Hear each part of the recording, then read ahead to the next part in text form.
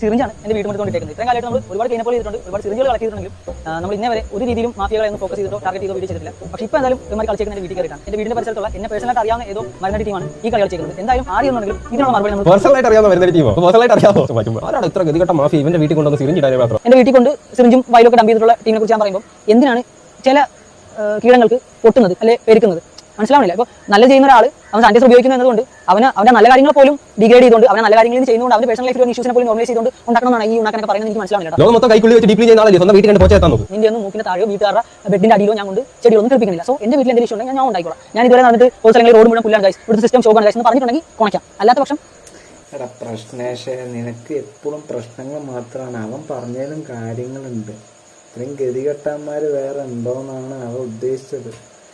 നിന്റെ ഓവർവൃത്തി കാരണമാണ് നിനക്കിപ്പോൾ അത് ആപത്തായി. അധികമായാൽ അമൃതം വിഷം. അതെനിക്ക് പറയാനുള്ളൂ. പ്രശ്നേഷ അധികമായാൽ അമൃതം.